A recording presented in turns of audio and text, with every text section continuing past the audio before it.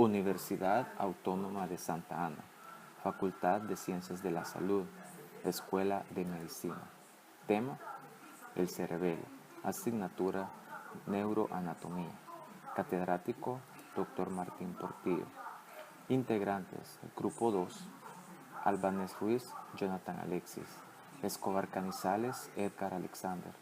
Cabrera Rivera, Jacqueline Elizabeth.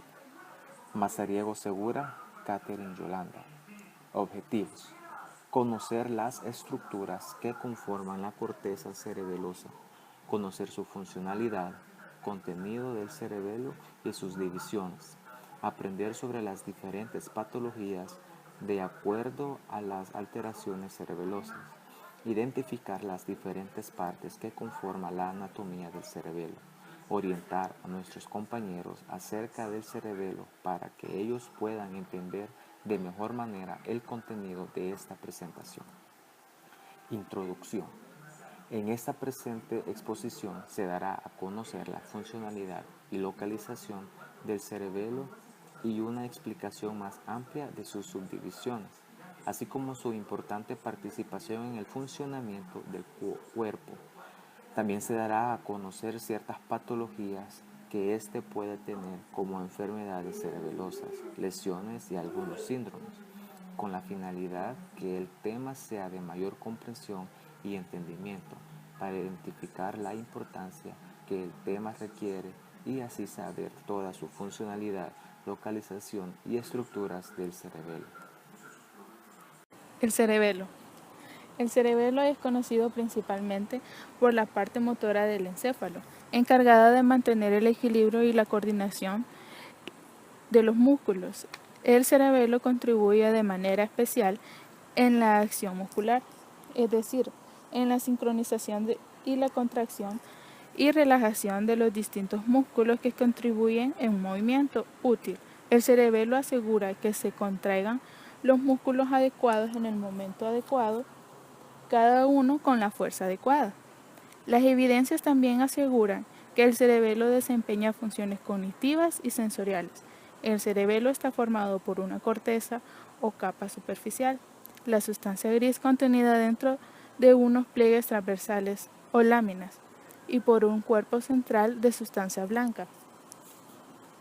Las principales estructuras de la corteza cerebelosa son los hemisferios, el vermis, el folículo, el nódulo y la amígdala. Las fibras aferentes finalizan en la corteza cerebelosa. El pedúnculo cerebeloso superior está formado por las fibras cerebelosas aferentes. El pedúnculo cerebeloso medio está formado por las fibras de los núcleos continuos contralaterales. El pedúnculo cerebeloso inferior está formado por las fibras olivocerebelosas y espinocerebelosas dorsales. Anatomía macroscópica. La región situada sobre y cerca de la lámina media recibe el nombre de vermis y el resto se conoce como hemisferios.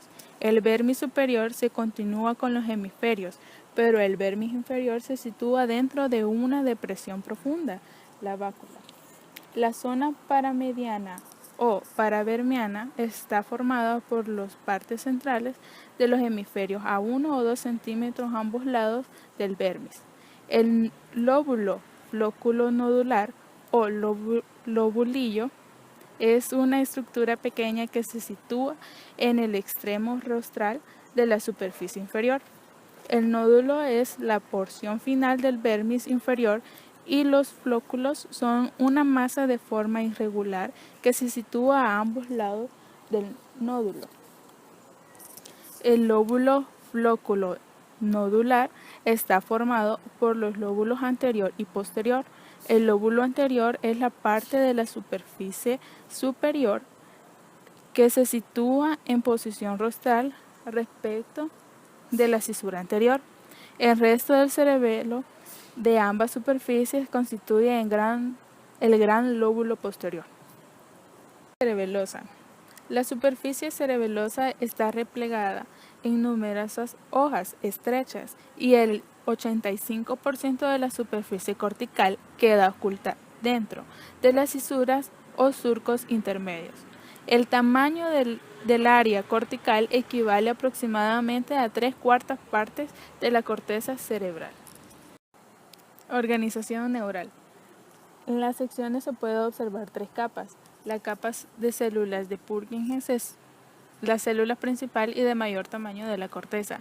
La capa molecular, una zona sináptica que se forma por las dendritas de las células de Purkinje. La capa de la célula granulosa formada por interneuronas. Las fibras cerebelosas aferentes que producen de otros lugares finalizan como fibras musgosas y establecen sinapsis en la capa de célula granulosa. Los únicos axones que se abandonan de la corteza son los de la célula de Purkinje, ya que estos axones finalizan en los núcleos centrales del cerebelo. La corteza cerebelosa fue una de las primeras regiones del encéfalo que se estudió ampliamente mediante microelectrodos con el objetivo de determinar si la sinapsis entre tipos específicos de neuronas generaban potencial postsináptico excitador o inhibidor. Los circuitos inhibidores, que incluyen más sinapsis que los circuitos excitadores, sirven para delimitar el área excitada de la corteza y el grado de excitación causado por la descarga de impulsos que emiten una fibra musgosa. Pedúnculo cerebeloso. El pedúnculo cerebeloso consta de 3 porciones.